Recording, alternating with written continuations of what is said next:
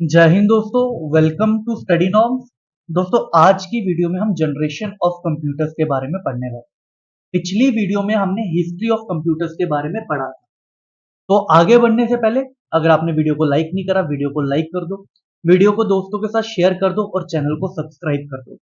PDF के लिए दोस्तों आपको हमारा ऐप डाउनलोड करना पड़ेगा, स्टडी नॉर्म्स। लिंक जो है आपको डिस्क्रिप्शन पे मिल जाएगा और हमें टेलीग्राम पे भी ज्वाइन कर लीजिए, क्योंकि जितने भी रेगुलर अपडेट्स होते हैं दोस्तों वो सारे के सारे हम टेलीग्राम पे ही देते हैं, मॉक टेस्ट से रिलेटेड। तो चलिए शुरू करते हैं हम आज का अपना सेशन। तो टोटल दोस्तों 5 जनरेशन होती हैं कंप्यूटर की। सबसे पहली जनरेशन की अगर हम बात करें तो सबसे पहली जनरेशन का हमें क्या चीज सबसे पहले याद रखनी है, तो वो याद रखना है उसका टाइम पीरियड। तो फर्स्ट जनरेशन का जो टाइम पीरियड है वो है 1940 से लेके 1956 तक। अब दोस्तों हर एक किताब में ये चीजें अलग अलग दी हुई हैं, ठीक है, जो जनरेशन का टाइम पीरियड है। बट आपको बेसिक याद रखना है कि 1940 से 1950 के बीच में कौन सा टाइम चल रहा था, फर्स्ट जनरेशन का टाइम चल रहा था। ये चीज आपको याद रखनी है, ठीक है। अब इधर जो पॉइंट्स लिखे हैं हम वो पढ़ लेते हैं। सबसे पहला पॉइंट हम पढ़ते हैं तो बोल रहा है these computers relied on vacuum tubes. अब दोस्तों जो मेन कंपोनेंट यूज होता था फर्स्ट जनरेशन के कंप्यूटर्स में, या हम बोले जहां से कंप्यूटर को एनर्जी मिलती थी, वो क्या थी? वैक्यूम ट्यूब थी। या फिर एक और चीज थी, उसको क्या बोलते थे? Thermionic valves. थर्मियोनिक वॉल्व्स भी यूज होते थे।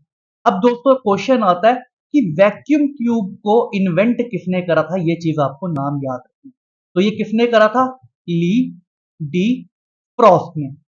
ली डी फ्रॉस्ट ने इसको इन्वेंट करा था। कब?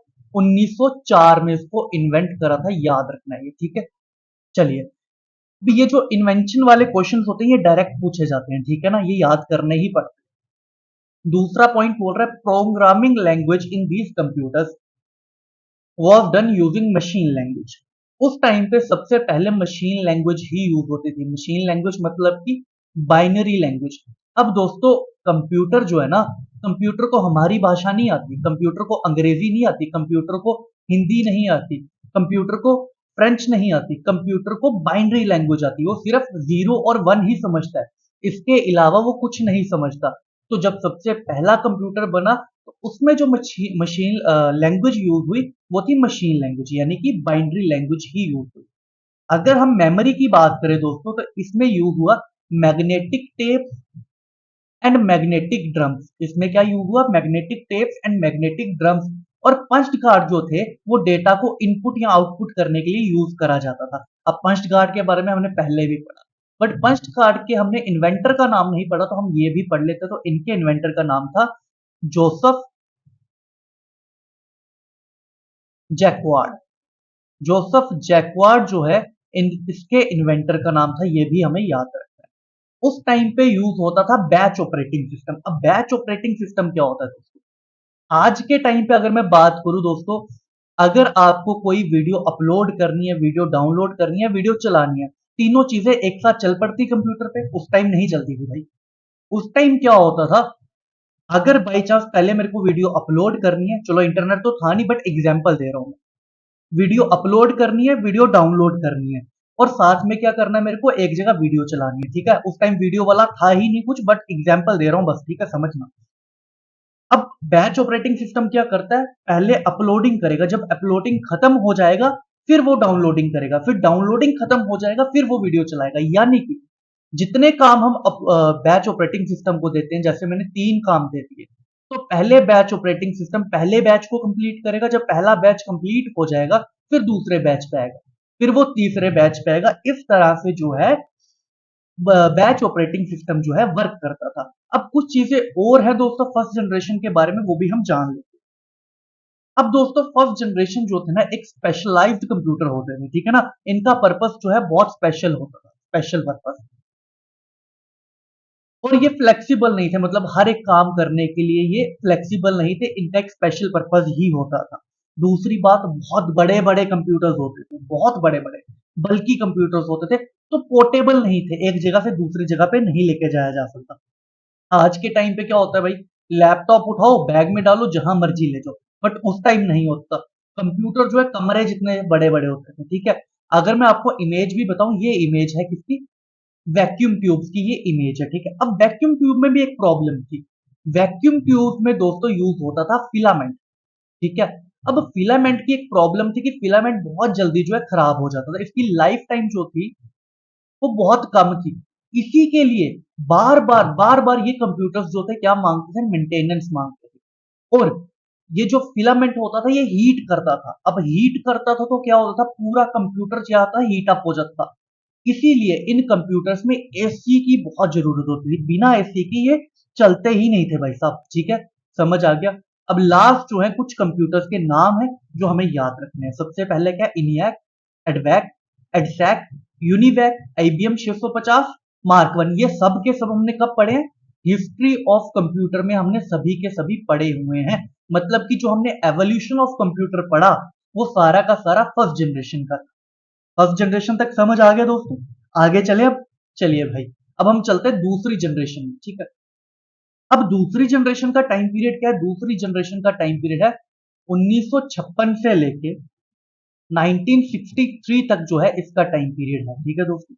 अब क्या हुआ, पहले क्या यूज होते थे, पहले यूज होते थे वैक्यूम ट्यूब्स यूज होती थी। अब क्या हो गया, अब यूज होना शुरू हो गए ट्रांजिस्टर्स। अब मेन कंपोनेंट क्या आ गए, ट्रांजिस्टर्स आ गए, सेमीकंडक्टर होते हैं। अब ट्रांजिस्टर्स के इन्वेंटर कौन है, तो नाम याद रखना है, कौन कौन, तो याद रखना है जॉन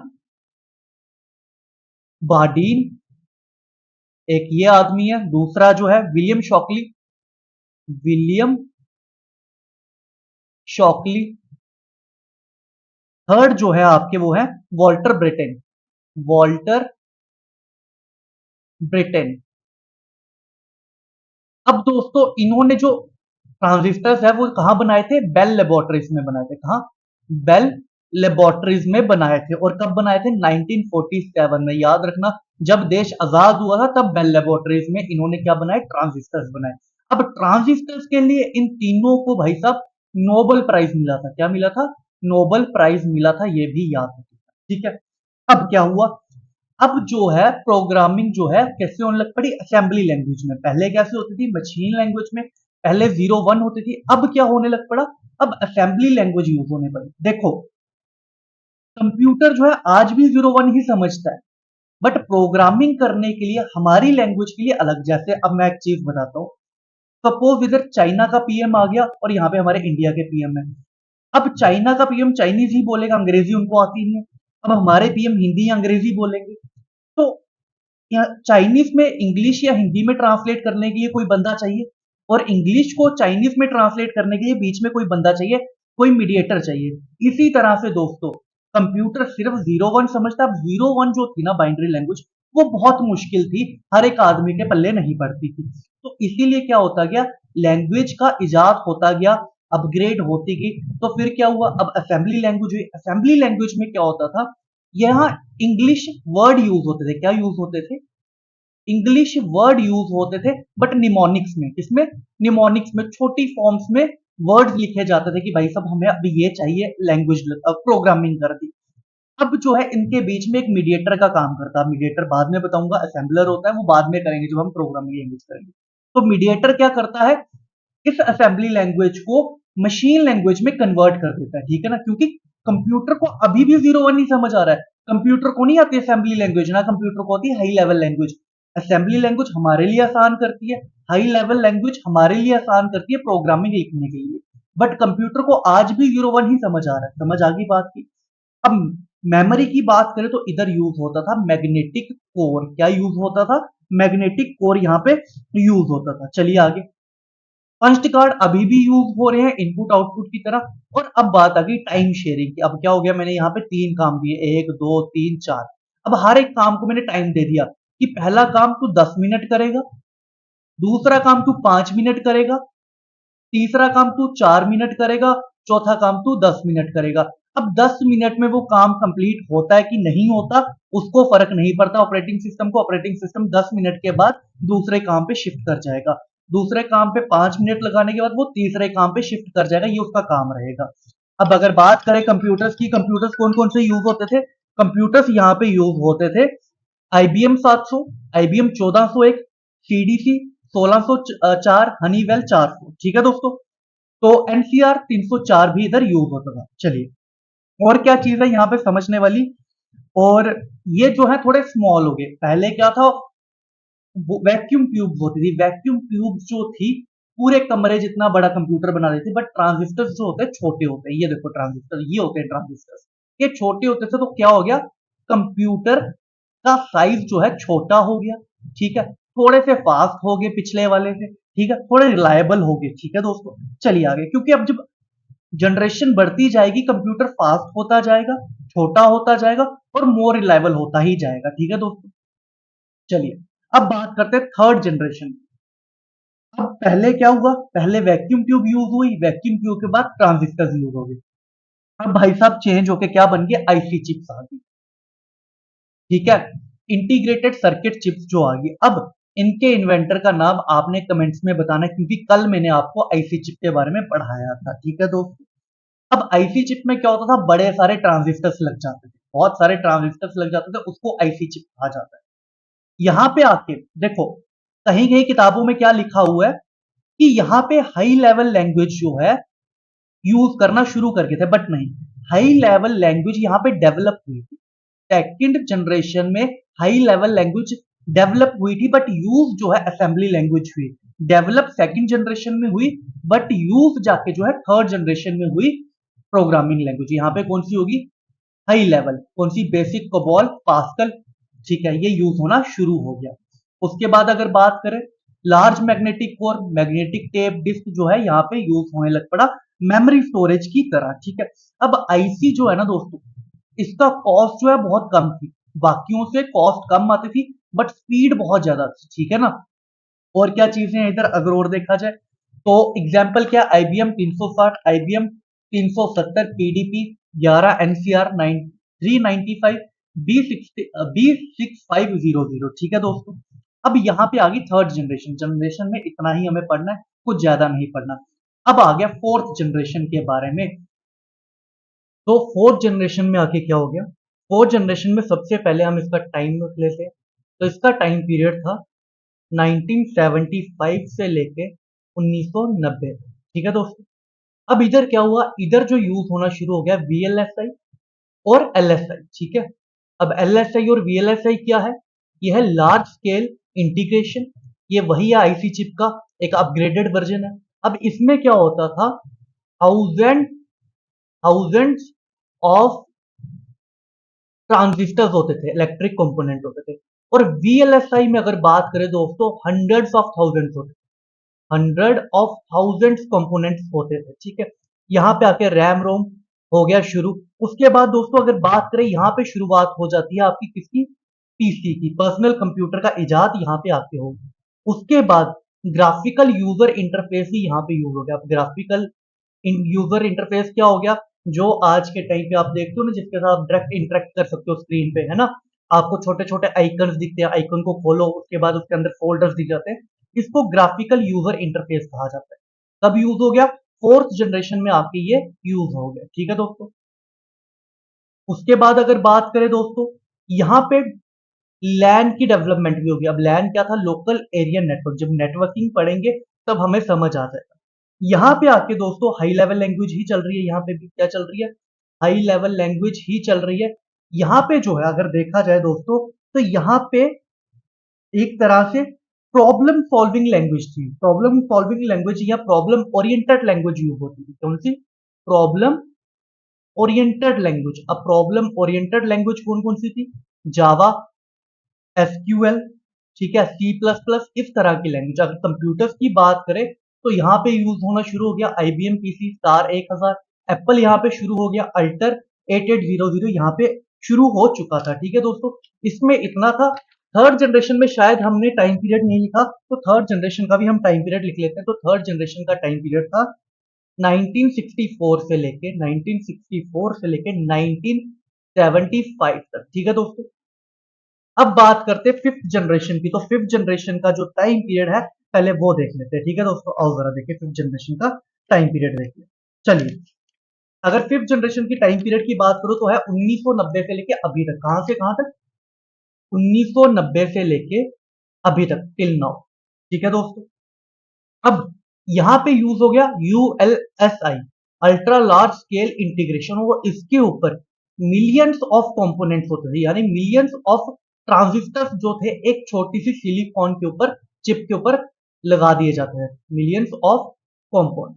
ठीक है दोस्तों, अब यहां पे दोस्तों लैपटॉप होना शुरू हो गए, लैपटॉप।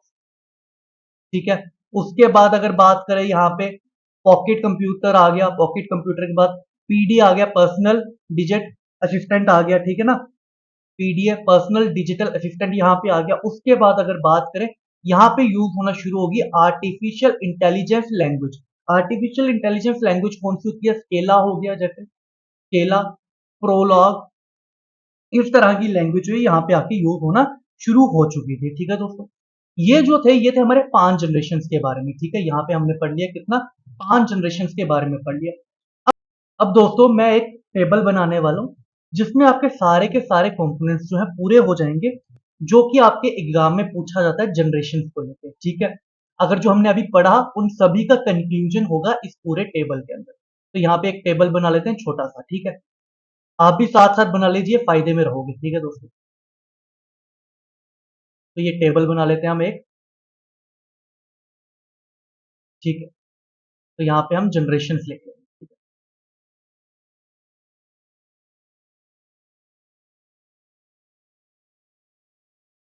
ठीक है, चलिए,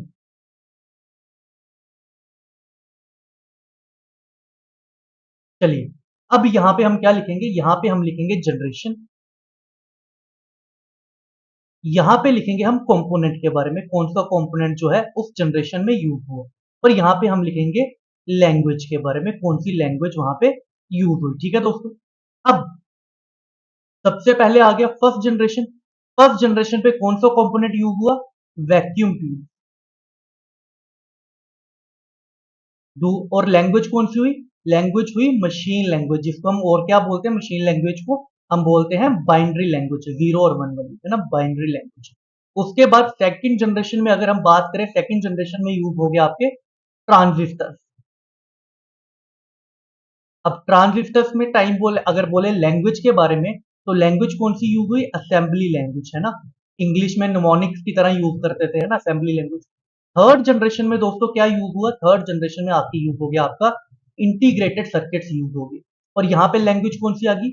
हाई लेवल लैंग्वेज यहाँ पे यूज होगी। ठीक है, उसके बाद अगर फोर्थ जनरेशन की बात करूं, फोर्थ जनरेशन पे आके हमने क्या यूज कर लिया? LSI, VLSI, very large scale integration, large scale integration, और माइक्रो प्रोसेसर। क्या? Micro processor. और लैंग्वेज कौन सी थी? प्रोग्रामिंग ओरिएंटेड लैंग्वेज, जैसे जावा, SQL, C++। ठीक है दोस्तों, फिफ्थ जनरेशन में हमने यूज करा अल्ट्रा लार्ज स्केल इंटीग्रेशन। और यहां पे आके लैंग्वेज कौन सी होगी? आर्टिफिशियल इंटेलिजेंस लैंग्वेज होगी, जैसे स्केला, प्रोलॉग, ये है। अब ये जो टेबल है दोस्तों, इस टेबल को आपको हमेशा और हमेशा याद रखना ही है, इस टेबल को कभी भी भूलना नहीं है। अब इधर एक चीज और लिख लेते हैं हम, यहाँ पे ईयर भी लिख लेते हैं, ईयर भी लिख लेते हैं। तो पहला कौन सा ईयर था? 1940 से लेके 1956 तक। उसके बाद अगर देखें 1956 से लेके 1963 तक। उसके बाद देखिए अगर 1964 से लेके 1975 तक। उसके बाद देखिए 1975 से लेके 1990 तक। और अगर इधर देखिए 1990 से लेके टिल नाउ। दोस्तों ये जो टेबल बना है, इसमें इतनी इंफॉर्मेशन है कि आपके एग्जाम में मैक्सिमम क्वेश्चन इन्हीं चीजों से आएंगे। तो ये टेबल तो याद करना ही करना है, स्क्रीनशॉट लेके रख लो या ये टेबल बना लो अपनी कॉपी पे। तो इस वीडियो में जनरेशन के लिए इतना ही था। अब अगली वीडियो में मिलते हैं दोस्तों, तब तक के लिए थैंक यू सो मच। जय हिंद।